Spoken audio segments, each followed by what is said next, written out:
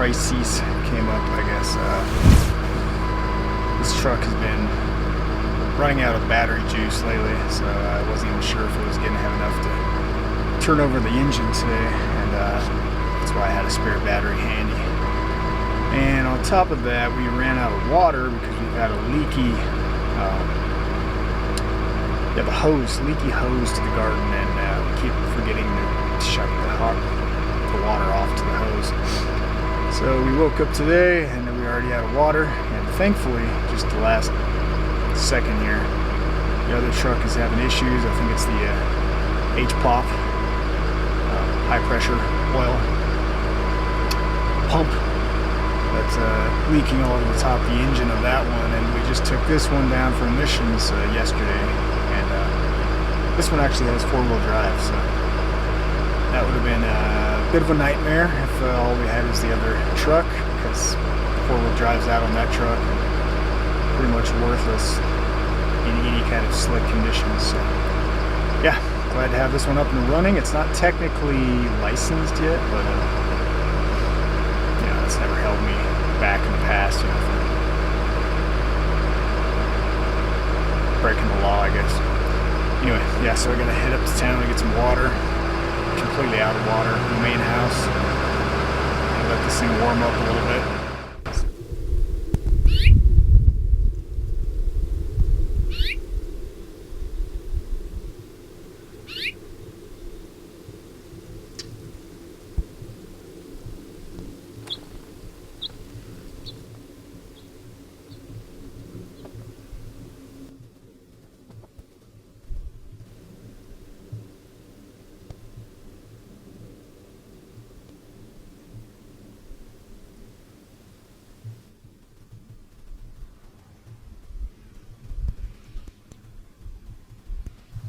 Beautiful lilac smell. So there was a possibility of downed trees because of all this heavy, wet spring snow. They're saying it's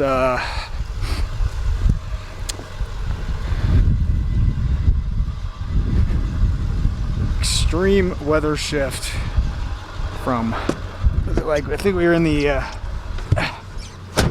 70s yesterday. I was just down yesterday. Warm, sunny, beautiful weather. Sorry, blowing off my camera there. Make sure you can see me. Okay, good. I think it's good. Whew, it's still cold in this truck because I never turned the heat on. That's not helpful.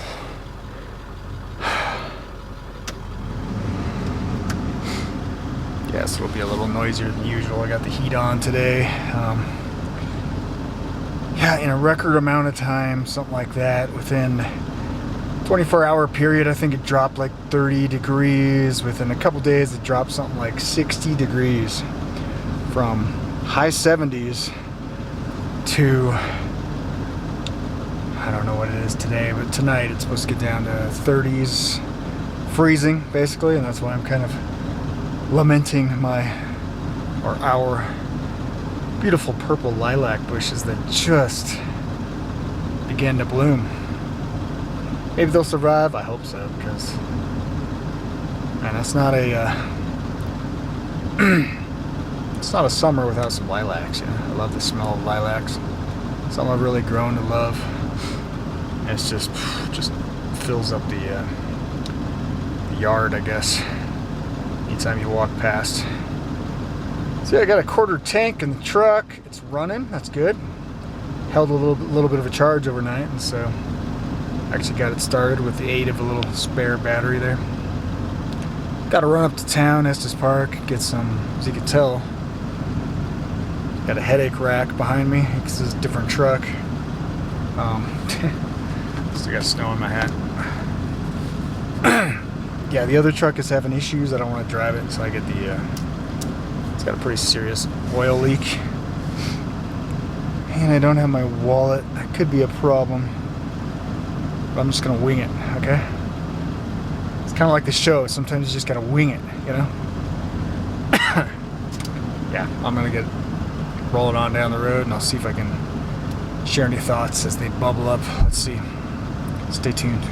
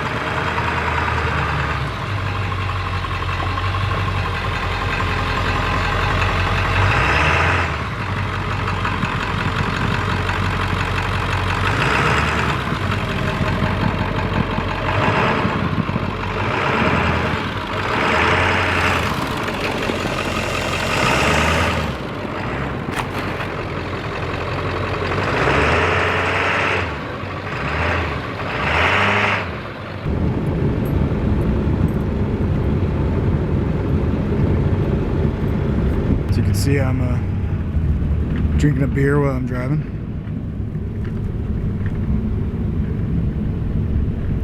Don't try this at home, kids. This is actually, I can get away with it now because this is, believe it or not, a Athletic Brewing Company Hazy IPA. Non-alcoholic. And it tastes amazing, so I can... I guess the athletic angle that they're going for is the fact that you can just drink it whenever you want, you know, exercising, going out on a little ski slope someday. Good day today, probably. Yeah, it's crazy, man. Like, I wasn't expecting this late May. It's kind of a snowstorm, but this is what we got. This is what we're looking at. Completely caught off guard by this one. But hey, gotta love it. Gotta love living in the mountains. High elevation, Rocky Mountains. And hopefully it'll be gone soon. It'll pass. That's what I'm banking on anyway.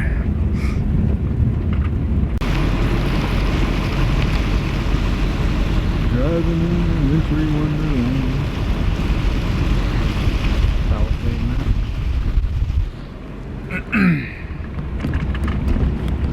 Alright, so give me a second. I don't want to run into this car. Just pull over like a polite neighbor.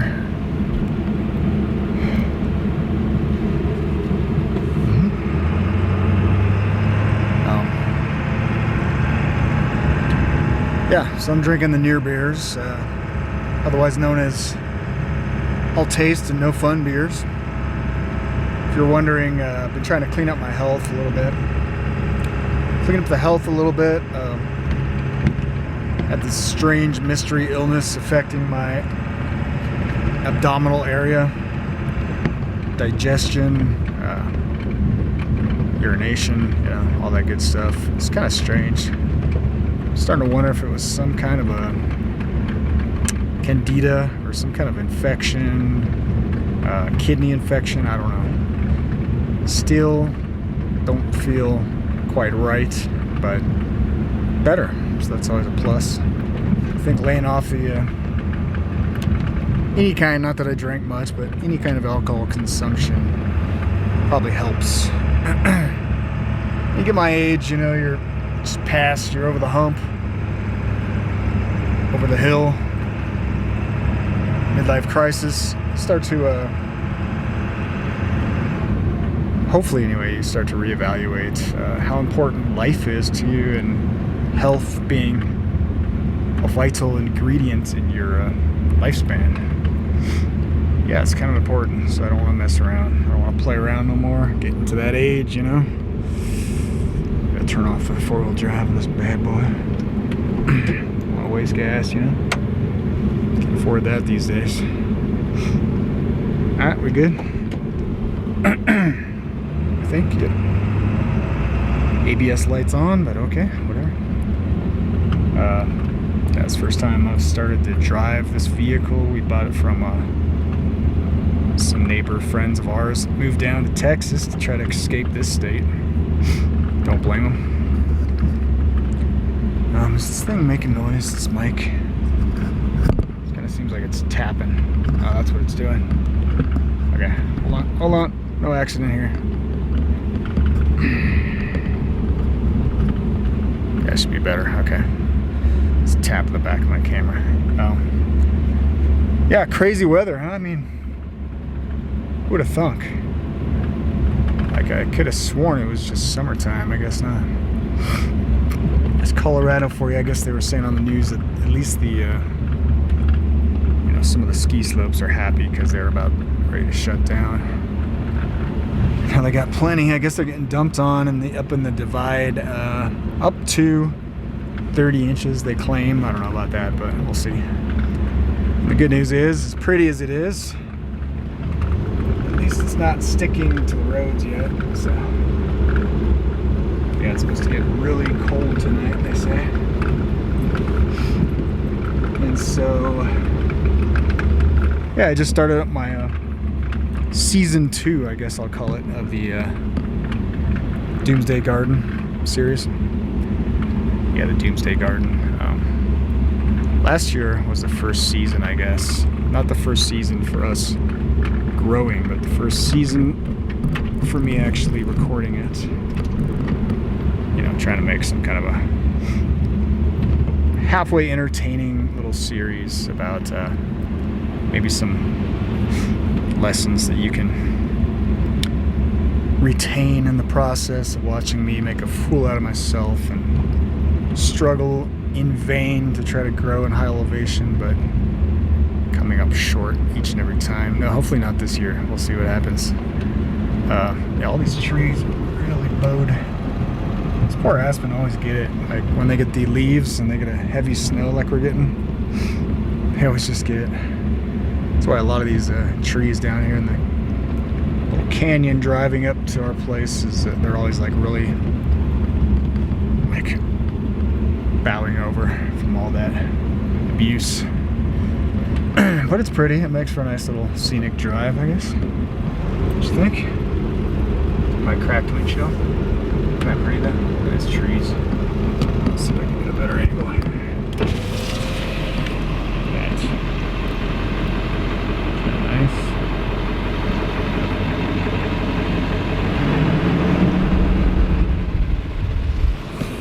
Oh, it's lovely. You gotta love it. It's a deadly beauty, but it's pretty. Is that better? Okay. Trying to get my settings right on this phone. I've noticed sometimes if the lighting like it is today isn't bright enough. Wow, it's pretty. Yeah, you'll get a lot of strobe effect and stuff like that. Anyway, I'm just rambling about little details right now. Might edit this out later. How does everybody enjoy living in the formerly sovereign nation of America? I mean, I don't know how else you can crack that nut, any other way you can cut it. When you have the President of the United States of America, and I always see things, maybe a little different than a lot of other people out there. I see things kind of from a prophetic lens, not that I'm bragging, but years upon years of just studying the scriptures, and prophecy in particular has always fascinated me.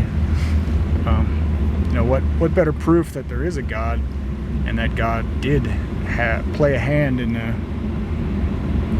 writing through, albeit faulty men. But he definitely, his spirit played a part in the writing of that miraculous book. And I don't care, how much of a atheist, a God-hating, whatever, leftist, liberal, whatever, nihilists, I don't want to have anything to do with religion. It's kind of hard not to acknowledge the role that the Bible has had on the entire world, in particular, the advancement of Western civilization, which,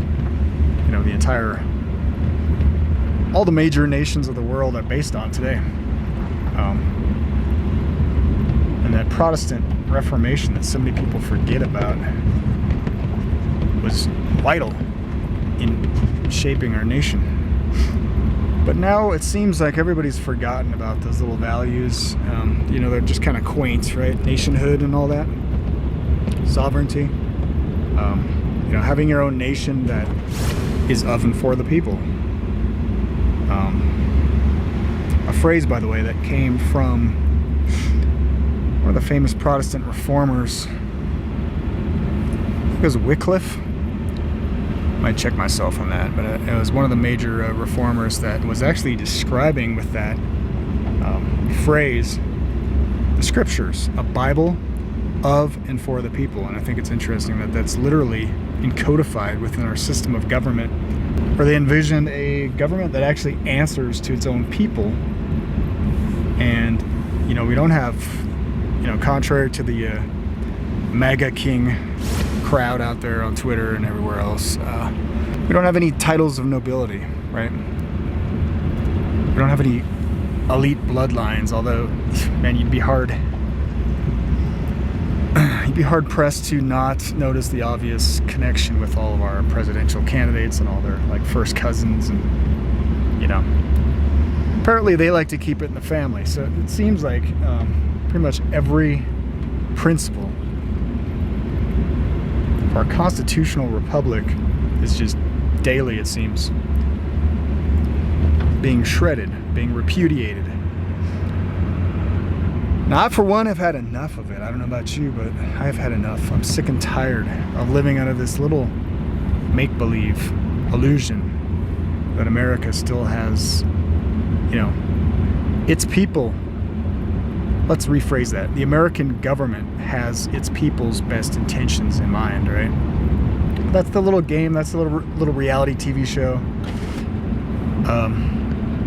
The fine-tuned machinery of statecraft, and that's why they want to go around spreading democracy around the world, because this is their new system of creating this illusion that you actually have a say. This is democracy. It's the majority, and you can't argue against the majority, right? Or you're just some kind of a chip on his shoulder,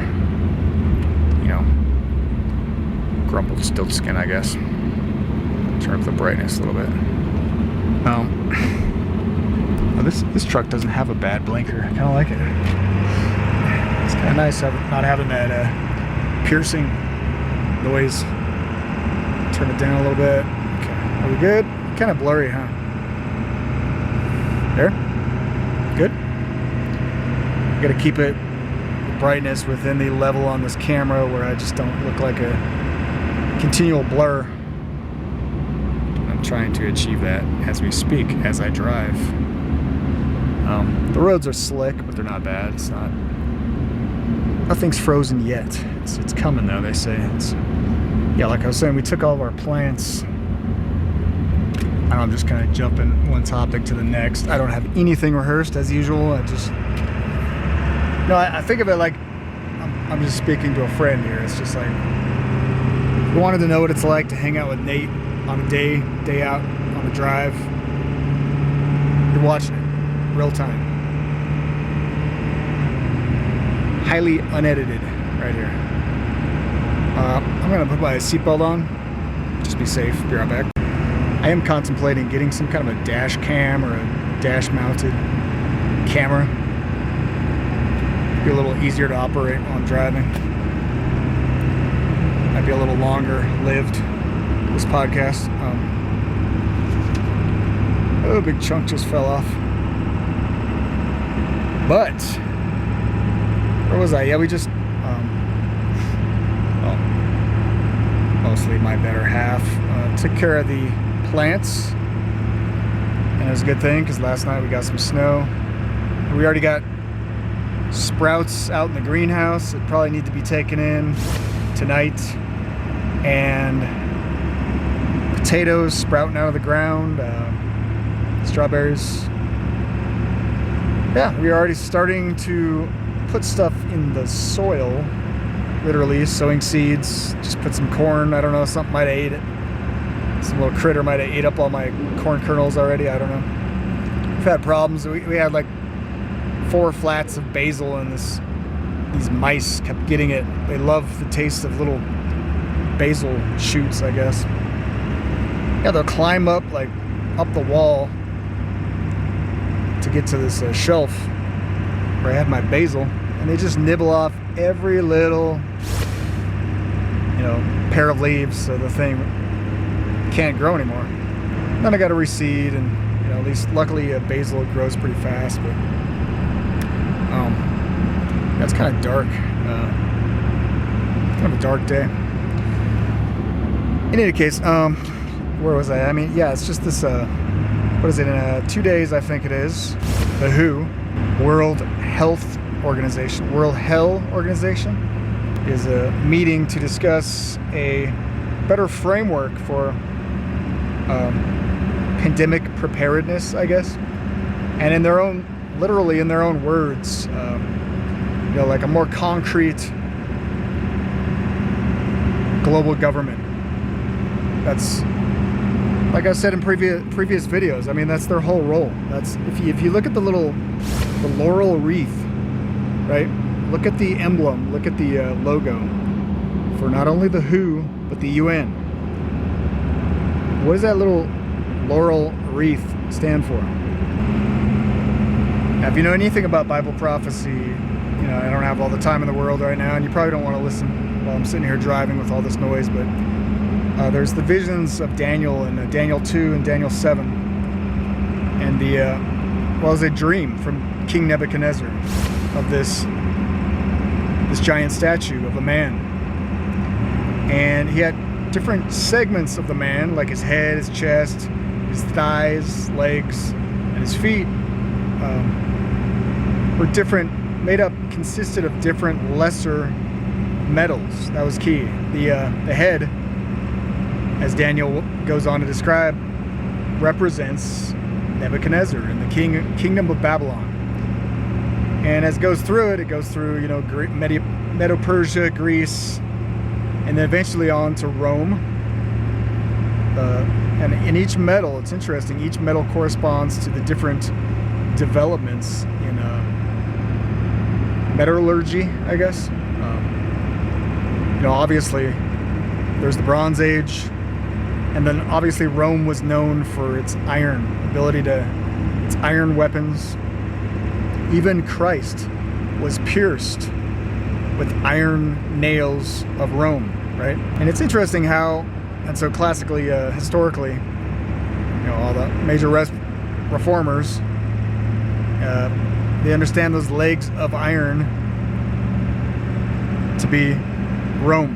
And interestingly enough, there's a correlation between the beast in Daniel 7, and the different animals. Every kingdom has an animal, right? People today, they associate the bear with Russia, but that's not the case with the Bible prophecy. Medo-Persia. A leopard is Greece. And the 4 heads, the 4 generals after King Alexander. And I'm just breezing through this really quick, just off the top of my head. The 10 horns of the beast representing Rome, represent the 10 different factions of Europe, right? And 3 of them were plucked up. All those different regions of Europe, like France, the Visigoths, all these different, the Franks, they're all different tribes of Europe. And there's 3 tribes, 3 different nations in Europe that were plucked up by the little horn. The little horn speaks boastful blasphemies. And the classical definition of blasphemy, which Jesus himself was accused of by the Pharisees, religious leaders of the day, blasphemy, according to the Bible, is to declare yourself as God, to say that you can forgive sins. That's what they almost stoned Jesus for. And so they were correct in their accusation. No man can forgive sins. But they were wrong in their identification of who Jesus was as the Messiah, because of course he is the only way to escape the condemnation of our own sins, the death penalty, right? And so, interestingly enough, I just think it's fascinating how you can see, just screaming from the headlines, some of these prophetic visions just being animated and coming to life. And I saw this recently when I read Pope Benedict. This was before COVID-19, right? Think of all the draconian measures that resulted from COVID-19. 2009, Pope Benedict calls for a UN with real teeth. And there's an interesting passage in Daniel 7:7, when it's describing the beast with the 10 horns that comes from Europe. And it said he had iron teeth. And he basically crushes with those teeth God's people. I'm just obviously paraphrasing. Grinds them down. And so the feet, the last section of the, and obviously this isn't every kingdom, this isn't every nation that's existed on the earth. This is just a reference point. That's how prophecy works. And these were the major world powers of significance to locate where we are at in the prophetic timeline, basically, right? So there's the feet of iron and clay. That's interesting, right? And it says it's the most diverse of the beasts.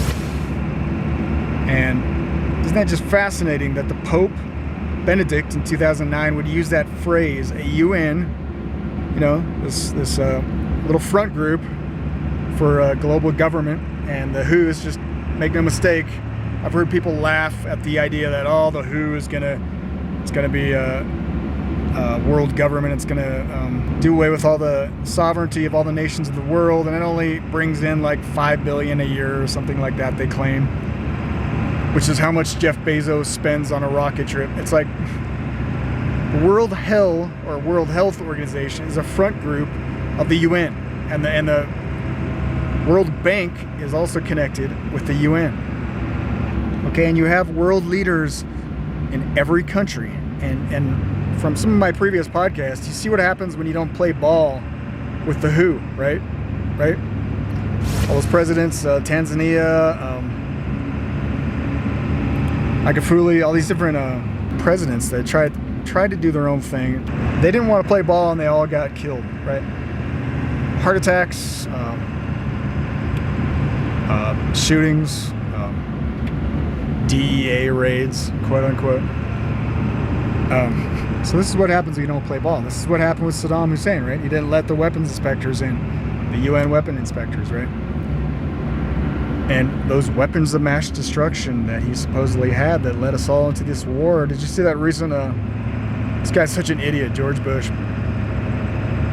The result is an absence of checks and balances in Russia, and the decision of one man to launch a wholly unjustified and brutal invasion of of Ukraine. Iraq, anyway. 75. Is the guy really that inbred and that stupid that he would let something like that just slip in front of the cameras?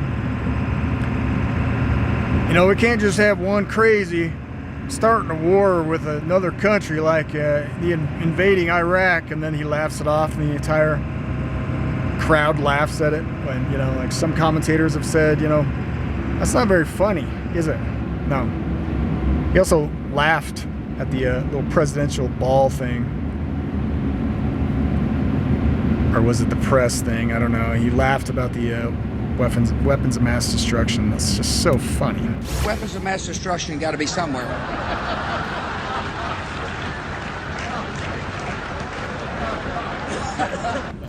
Nope, no weapons over there.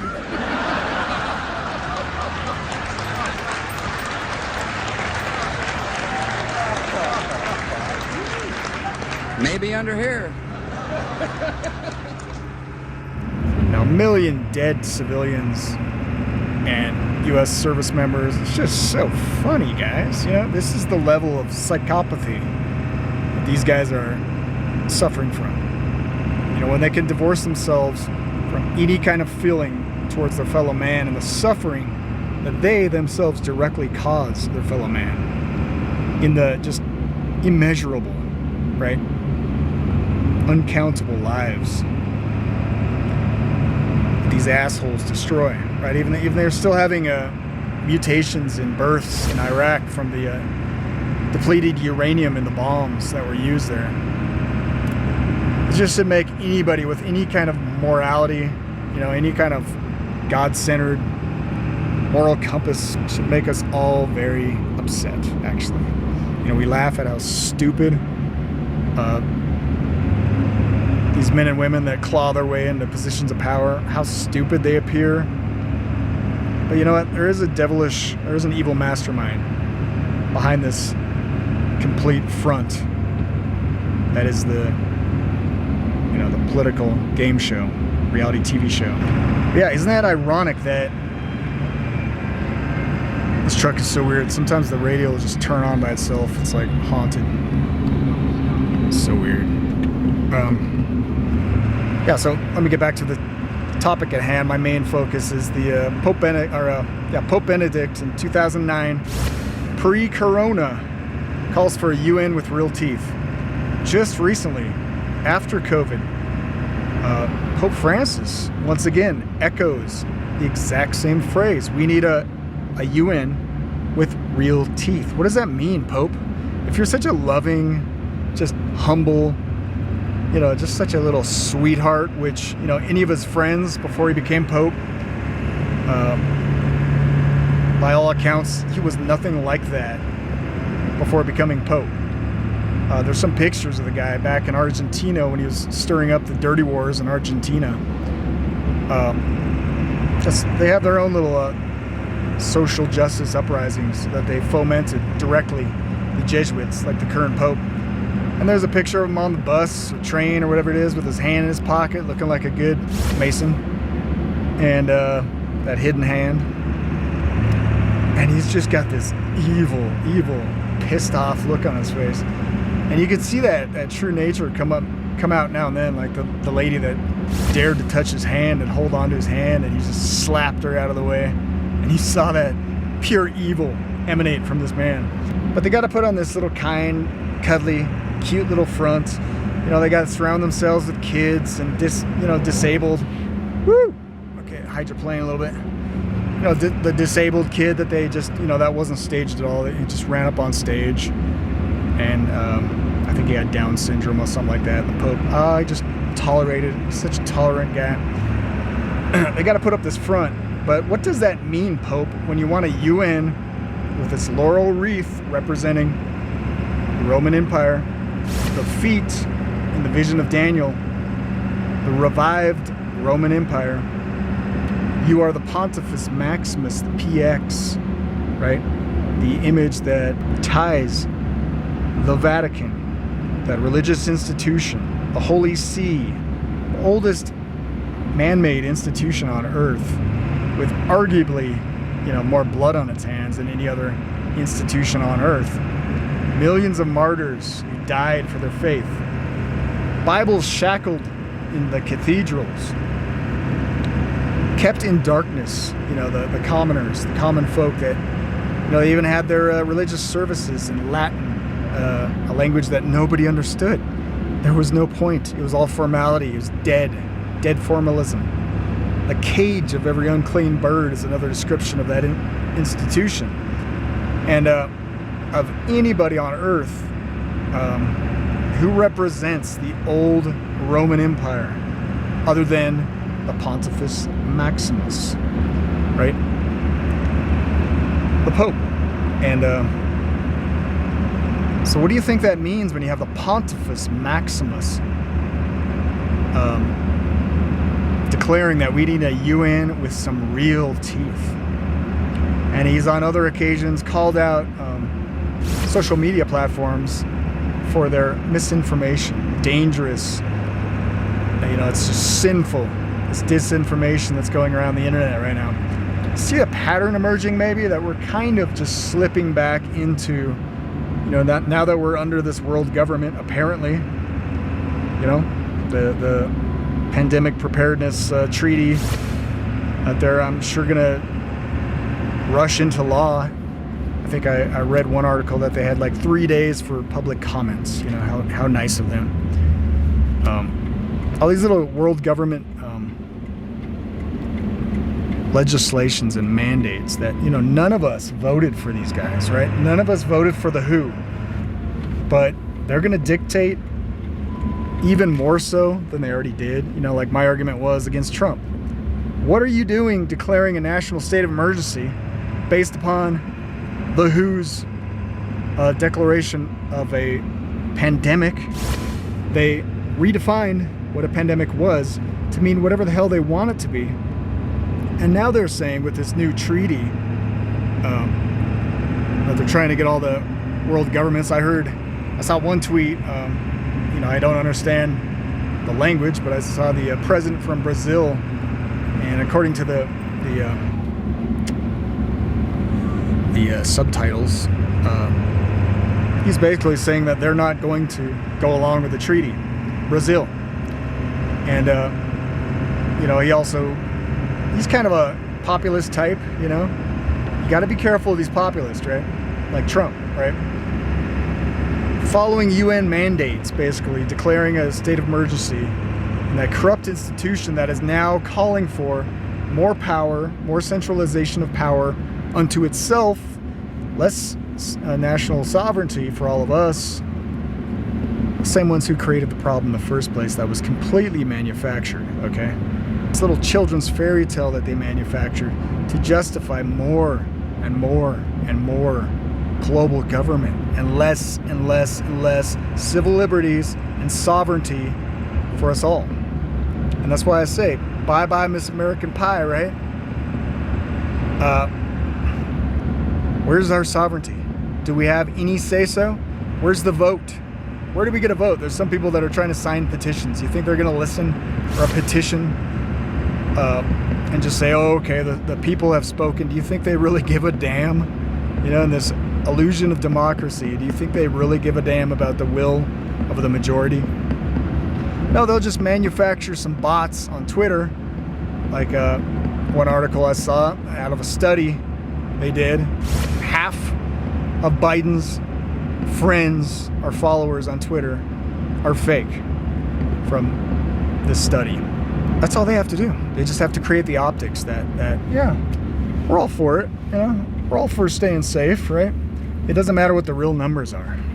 You know, they can just manufacture an Arab Spring, you know, this popular sentiment, just the optics of you know, they just need that majority, right? In that little controlled opposition system. So, you know, what does it mean when you have the Pontifex Maximus calling for a UN with real teeth, real iron teeth of Rome? I mean, we're slipping, people. We're slipping. We've walked away from all of those core principles, those core pillars of Protestantism, republicanism, the two horns. I'm speaking in prophecy again, but the two horns of the lamb-like beast, right? Lamb-like, Christ-like beast that came after the beast was wounded with a sword of the Scripture. The Bible is a double-edged sword. It's always referred to as a sword, and that was the Reformation. America rose up as a nation shortly after the Reformation, and right after the the popular sentiment of the French Revolution. That some of those ideas as well also inspired this nation. And people had a really bad taste in their mouth, a really bitter taste of what it looks like to be under a religious political system. And yet now we have Biden in office. Jesuit-trained Biden, lifelong Catholic Biden, Jesuit priest Biden, keeps a picture of a Jesuit Pope just right behind him in the Oval Office, on the desk behind him, or the table behind his desk. He just so happens to keep a picture of a Jesuit Pope. when the Jesuits' number one role was to destroy the principles of Protestantism, wage war at all cost against Protestantism. And this nation, those core principles that made this nation great, were Protestant principles, okay? And now we have a majority Catholic Supreme Court. There's a couple Jews, but there's not one Protestant left on the Supreme Court in this once majority Protestant nation. I just want these ideas, I repeat myself sometimes, but I just want these ideas to sink in, because there's not too many people talking about these topics from this perspective. Not that I can find, anyway.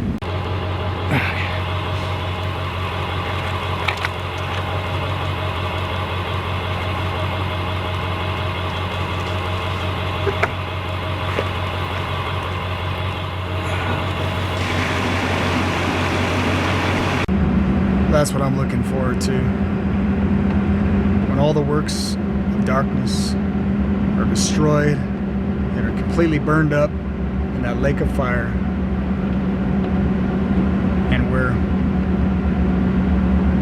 all of God's people get to live out their days for eternity with their Savior on the new earth.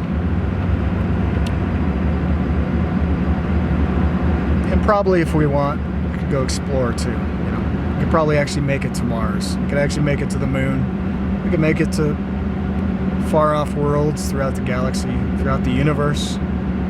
Yeah. Eye hath not seen nor ear heard the wonders that await us, those who choose to remain faithful to God. Anyway, God bless everybody. This is Nightwatch N8. I need to get back to paying attention to the road. I got the plow truck behind me, flashing his lights. I don't know why there's nothing to plow right now, but yeah, just keep the faith, everybody. And we're gonna see all these fearful signs. We're gonna see all these fearful things unfold on the earth, but if we have a living faith in a God who can, no matter what man can do to us, no matter what man can do to our flesh, we have a God that's powerful enough to seal us, seal our minds, seal our characters, and write those characters in his book of life and recreate us one day. And that kind of a faith is a truly powerful faith.